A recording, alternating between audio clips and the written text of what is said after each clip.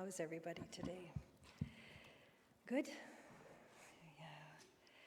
Need to take a breath with me. This is a challenging topic. Gracism and racism. It kind of feels heavy just saying it. And as I prepared the way, I was moved into a lot of emotion, a lot of recognizing where I am with this whole idea.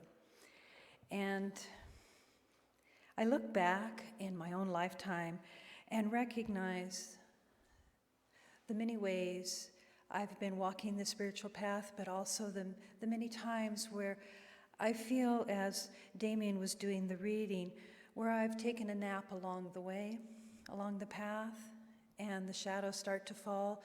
And those shadows that fall across my path are my unskillful ways of dealing with humanity, dealing with the suffering that I see out there in the world. And sometimes I just want to lay down and not be a part of it and not be responsible for it, but we all are. And so why this topic is particularly challenging is it's going to poke you a little bit, because it pokes me. It pokes me to wake up on my path, to see what else can I be doing. And Reverend Ken Gordon, the spiritual leader of Centers for Spiritual Living, reminds us that we are speaking of our values. So the inquiry each week, each day, is for you to examine what your values are. And July is all about open communication. And one of the principles that we lean into is we stand together in a shared commitment and devotion to our spiritual principles, practices, and values. So we've been living in a divided way. I'll just speak it to that, whether it be politically, whether it be spiritually, whether it be whatever is going on in the bigger world, that we find ourselves with our opinions, with our sensitive feelings, with our reactions, and yet deeper than that, we have a longing for unity and peace and love and compassion for all that there is. Right? Am I right? We all want that? I don't want to be speaking just for me, because that's something I deeply, deeply long for, but I need you with me here. And so recognizing that, the invitation I start with right now, I tossed with this in the middle of the night, is almost with that beautiful Rumi poem, "Beyond right and wrong, there is a field. Let's meet there." That's where love is. So when I speak this word today, when I share some stories with you, my invitation for you is to watch how you can listen with that level of consciousness, with that higher knowing that you've been cultivating since the moment you took a birth and you were in awe and you looked around your world and you were in love. Let us remember that, being wrapped in that consciousness of absolute. And so as I share these words, kind of remind yourself, I'm looking at this idea of racism from that point of view, and I will allow my ears to hear and my heart to open to that which I need to experience today. So racism, we all understand what that is, and it can show up in so many ways. And it can show up not just by different cultures, but it can come through, you can recognize that you might have a feeling of repulsed by the homeless situation. You might be repulsed by a culture or a race. I'm not judging that. It's just look at what might cause you to feel a little bit off center. Diana was just sharing that in her ministerial training. They're looking at diversity. And, what do we do here about diversity? And I was thinking about that and getting off topic here a little bit, because I look at human nature. We all go, don't we, to where we feel comfortable. We can relax where we're comfortable. So we come here and we feel comfortable, so we gather. And a different culture feels comfortable with their familiarity. And that's all good. When I look at the overall nature, animals do that. They stay with their kind. And then we are all surprised when we see an orangutan and a lion and a pigeon or something all like buddied up walking along the street. We're going, wow, diversity. And it can happen, but we're looking at so if we're not participating in diversity, our hearts are open to unifying ourselves. Our experience is open, right? But is it necessary that we need to force that? I don't know. I leave that as a question for you. How are you touching diversity in our world today? As we all recognize we're only one, we're one people, one family. So the author of this book, and I'll be talking more about this book at the 10:30 service, because it's called Gracism, The Art of Inclusion, and it's written by David A. Anderson. And he is the founder and the senior pastor of the Bridgeway Community Church. And his whole experience in his ministry, he came from a black church primarily, but he moved to a bigger city, and his whole ministry is multicultural ministry. And he's very, very famous in what he's doing out in the world, trying to bridge some of these experiences with people. So his book, very Christian-oriented, and so fabulous to read, so heartwarming from a Christian perspective. You see, I marked all these pages because I'm just so fascinated by what a beautiful man he is and what he has offered in this small book. So Gracism, he entitles it, it's racism, and then he put G, God first. That's all that means. And I just thought, oh my, I just love that, just as simple as that. We have our experience where we drop down into our judgmental space of heart, and it might show up in pieces of racism that we squirm around and think, I don't want to feel this way, or why this, why me, why am I feeling divided? Mostly for myself, it's been with political things, and I'm thinking, I don't want to do that anymore. I want to love my friends and my community and the place where I work. And so I think, okay, put God first. And when you do that, you lift up, and all of the other stuff starts to fade away. So we will be talking more about that. But just looking at the word grace itself is such a beautiful God word in itself. Grace, this is something that Carolyn Mace brought out in a quote. Jesus said, empty yourself, and I will fill thee. So that was the invitation I offered you when we first started. Let's go to that field. Let us empty ourselves. Let us empty ourselves of the ways that disturb our heart, that tear our heart, and I will fill thee. Not me, myself. The one will fill thee. This is the consciousness you want to embrace, possessed by an active mystical purpose. Follow guidance and release the expectation of any outcome. Live with faith. Be devoted to the inner work. Your surrender tells God that you are ready for experiences that few others would understand. What a beautiful invitation Carolyn Mace offers to each one of us, to just empty yourself and allow the one Spirit to fill thee. There's another quote where Jesus taught that people, this is out of the parallel sayings that Damien read from, but Jesus taught that people just needed to perceive reality with new eyes.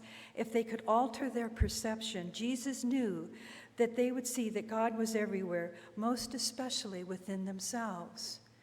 You see, if we could just perceive our reality, all the things that are going on, as soon as we are triggered, When our heart starts to close, we say, I'm opening the doors of my heart to this. I'm opening the altar of my heart. And I'm asking the divine to fill me so that I have the eyes now to see that I am the one that is being called by humanity to raise this up. And so I feel like Centers for Spiritual Living, all of us have this privilege, this opportunity. There was an experience of the author of this other book that this is the book Parallel Sayings, Jesus, Buddha, Krishna, Lao-Tzu, by Richard Hooper. This is where Damien got his reading from. And this author shares an experience where he said he was just kind of living out his days, not sure. It was in between the semesters at school, what was he going to do? And he was just kind of lumbering along with that, not quite knowing, in that area where a lot of us have been, in transition. And he was just tilling the garden at his parents' house. And he was not necessarily a spiritual man. But in that tilling of the land, he said a voice spoke. And his peak experience, he describes it, was this voice that came out of nowhere that says, you will serve me for the rest of your life. You will serve me for the rest of your life.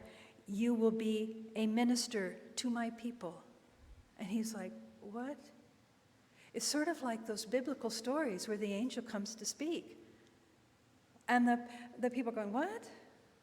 I'm just tilling the garden here in between semesters. You know, what is this? But with that, he describes it. He said it was just the most amazing moment in his experience. He says there was no burning bush, no blinding light, but there was this awareness of God's voice coming from a very deep place. Now, we each have that sense of unity, that oneness, that divine spark. He was overpowered. He had never thought, he describes it, of ministry. Never. But this voice persisted like Jacob's when he wrestled with the angel. And finally, I could resist no longer. I surrendered to what I considered to be God's will. Complete letting go of my own will overwhelmed me with relief. I don't know how long I knelt there in the dirt, sobbing, but it was quite some time. The world had just transformed before my eyes, and everything looked glorious. He felt that he had just entered the kingdom of God. And he said nothing was really as it was before in that moment.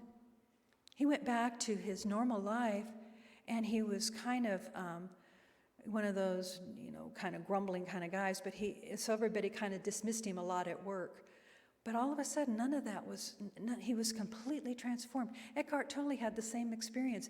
Neil Donald Walsh, so many of these people, you might have had one of those experiences as well. And so here's these moments. Something happens, everything's changed forevermore.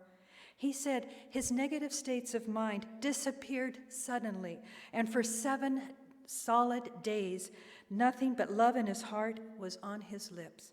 Nothing bothered him. There was no depression, no anger, no upset. Every word spoken, every action came from love. Everything. But then on the 8th day, he woke up, and this Saint Richard was gone. And he has been searching for the last 4 decades. He's grieved this loss as he fell back to earth. But it never left him. He said, grace allowed me to get a glimpse of paradise through a window, and it was now up to me to find that door so I might enter. Such a beautiful story, sort of a sad story when we have this moment of awakening, and we feel like, I've got it, I'm on track, I'm on my path, I see my goal. And then the normalcy, the mundane returns, and we start getting caught up in effects again. So I share that with you in the beginning because I wanted to move into the story. And this is a story about a Muslim doctor. And so I'm taking you back. Now, when I never had any issue with the Muslim faith. Until 9/11, suddenly, all of a sudden, I recognized when I was crossing a bridge going to a yoga training down in San Francisco. Number one, I'm terrified of bridges, and I had to do this by myself.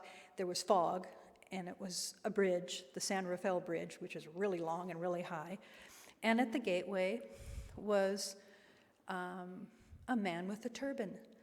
And I thought, as I was handing him some money, I thought, I found myself just profiling for just a split second. And I thought I never would have thought that before. But that was right after 9/11. And so you're kind of, you kind of got the yipes about what's going to happen next in our country. And I thought, I don't want that, so you clean it right up. He was very, it was nothing wrong with him. It was just this moment in me that I recognized something about another. And so they come. And then since 9/11 and since the election, there's been this pointing the fingers. So I'm not trying to change your feelings on that, but just kind of listen to this story. This is all Scripture has this golden rule: love one another as you would love yourself. Love thy neighbor.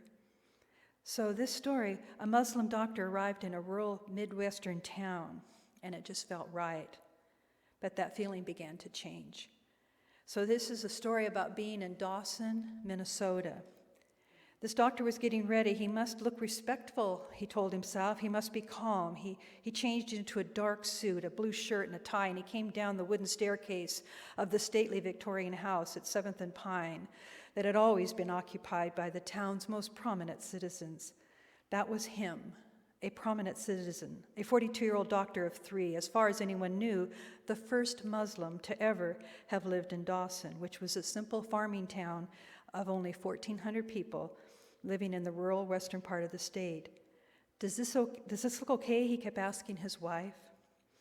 In 2 hours, he was supposed to give his 3rd lecture on Islam, and he was sure it would be his last. A local Lutheran pastor had talked him into giving the first one in Dawson 3 months before, when people had asked questions as whether Muslims who kill in the name of the Prophet Muhammad are rewarded in death with virgins, which had bothered him a bit. 2 months later, he gave a second talk in a neighboring town, which ended with several men calling him the Antichrist. I'll skip some of the political yipey stuff. So he had, I'm going to skip down here.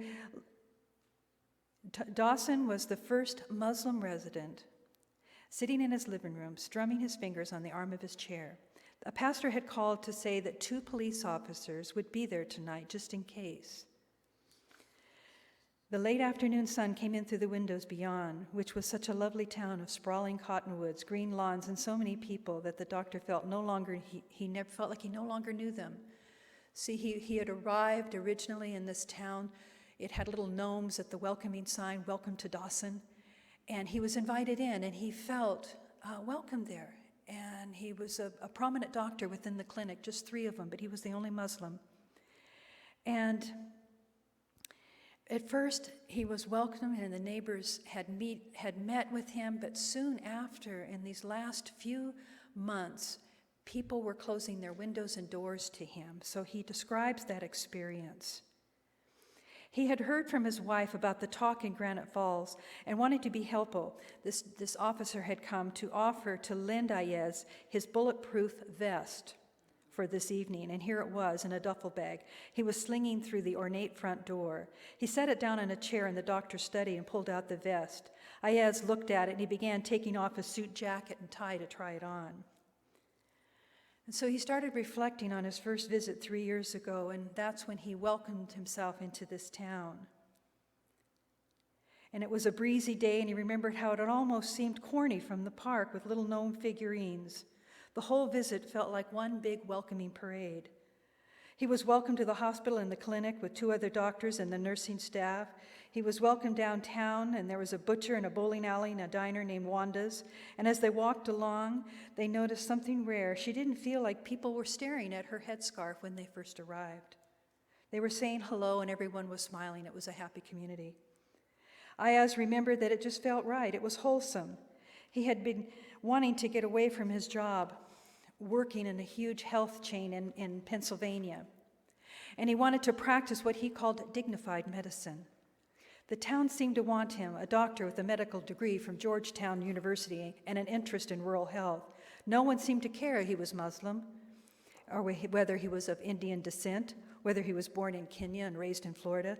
They just wanted a good doctor. So they arrived, and they moved to Dawson. By the winter of 2014, they were settling into their beautiful home on the Victorian house, and the life he had imagined for his 3 children. They were all enrolled in public school, and his wife set up a spa business down the street. He would walk to work smiling. His photos of his family hung on the walls. Soon it was a very busy practice, and they were about to expand into a $7 million expansion of facilities. So all of the neighbors, everyone, was reaching out and helping him adapt to this community. In fact, when they found out, the local butchers found out that he had to drive to Minneapolis to get his halya meat, they offered that perhaps they could help him manage that. So when they butchered their cows, they had him facing Mecca. And he texted them a prayer to say as each animal was butchered. And so one day in a tiny Midwestern town, 2 Lutherans spoke their first Islamic verses over the carcass of a cow. In the summer, neighbors spread blankets and chairs on the family's front lawn and watched the annual parade float by. So it was a community building around a sense of camaraderie, right? That's how it should be. Feels good, it feels happy. Well, that's how it was going, and then the climate started to change over the last year. And all of this worry about the terrorists and the Muslims and ISIS, and they started to feel that impact. People started to not say hello, to not greet them, to be sending messages, "Get out of my country, you Muslim pig." So you can feel the pain of that. This community that was joined in the field that Rumi spoke of, right? They're joined together, no right or wrong, just being welcoming a family that could offer medicine. So nothing was really bad was happening in Dawson in particular, but he realized that he was being treated differently, and he wondered if he should just move. So I'm going to move on to say that he wasn't sure if he should believe, stay, transfer his anger that he was feeling right now into a better understanding. Maybe people really didn't know about what was going on. Maybe people were suffering in ways he didn't understand. So he was invited to give this talk to the community about the Islam religion. The minister that invited him, was being horrified by the misconceptions that she was hearing. He had his reservations, but he didn't like to talk about religion. It was personal to him, and he didn't think it was his responsibility. But see, we're being called, but we don't think it's our responsibility to make the change.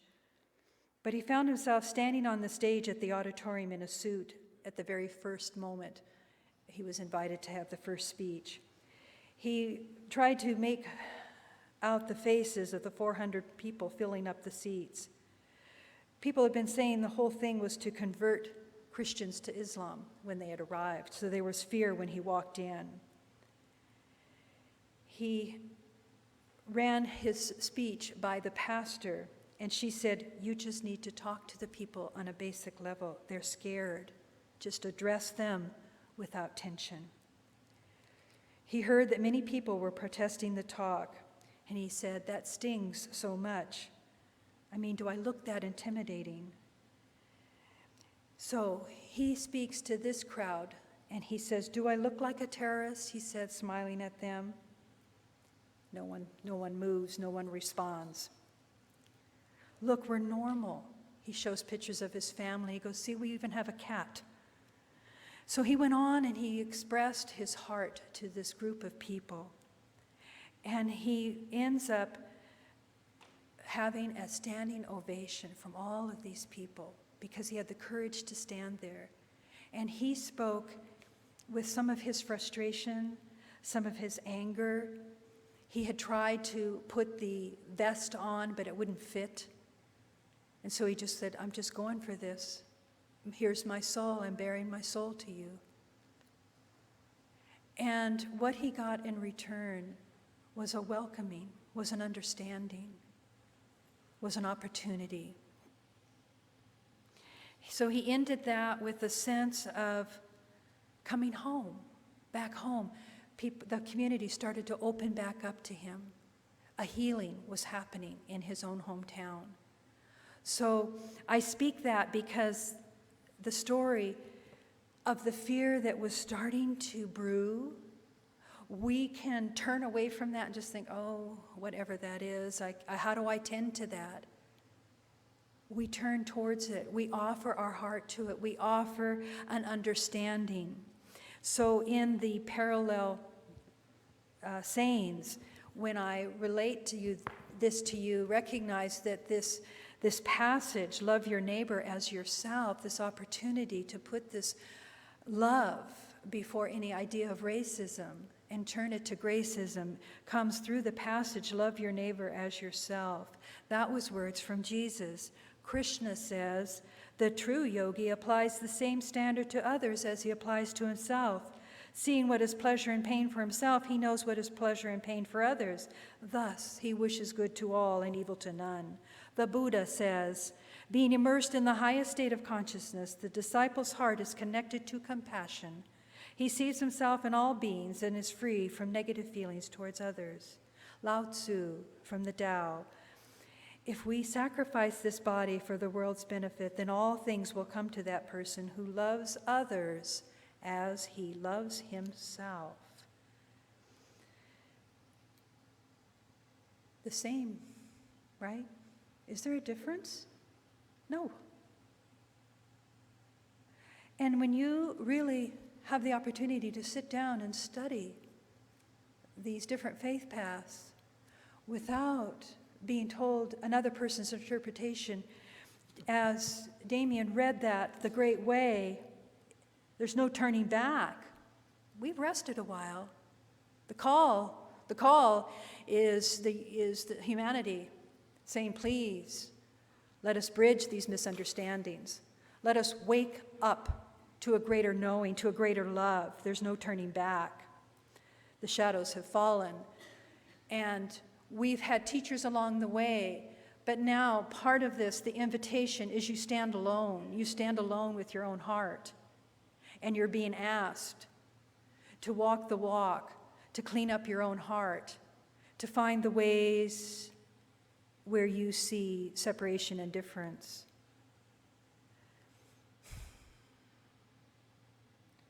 This is so big. It's so emotional to me because it's so easy to see the homeless cart on your property and want to move it or dismiss it or not see it. But it's there for a reason. It's somebody's bedroll. It's somebody's boots. It's somebody's belongings. I compare that to the moment that Gandhi died with only his spectacles, a begging bowl, the Bhagavad Gita, the Bible, and the Quran. Now, if he pushed that in a shopping cart, would we toss it? I don't know the answers. I don't know the answers for the homeless. They are a family. They are a community.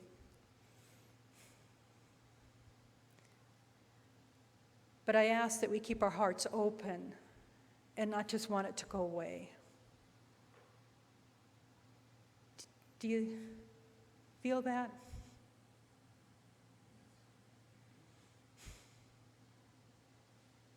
I wish I could stand here with an answer, but I would not be authentic if I had the answer. I am with humanity. My heart is with humanity. This is what is stirring us. This is the evolution of this teaching for a better world. So join with me. All I can do is offer it to the One. I offer this moment into prayer.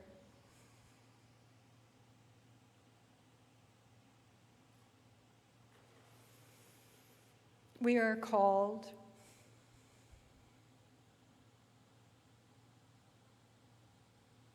And we can lay there and thrash around and not want to be the one called, but we are. There's only one Spirit, and that Spirit is love. And when love finds its way through all of the confusion, it finds its way to our hearts, and the doors open. And what we choose now to see out into our world, we see with the eyes of grace. And we don't turn away, but with hearts wide open, with Spirit using us as the instrument of the doer of the good, whatever form that shows up in, whether it be for our climate, for our people, whatever it be. We let go of right and wrong, and we meet in that field where God knows. And in that place where God knows, that's what we follow. That is the news that we choose to tune our frequency to, and to follow that guidance, and to follow that way, and to not get off the path until we have reached the one source.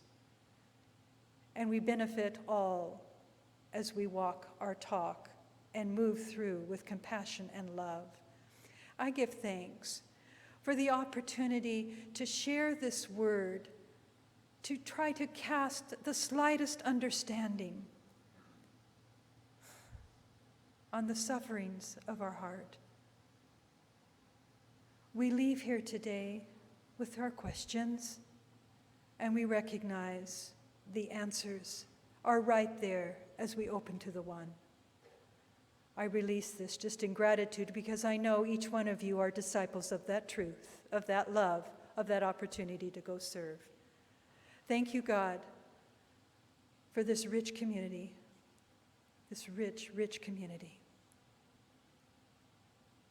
May all beings be peaceful and well. And so it is.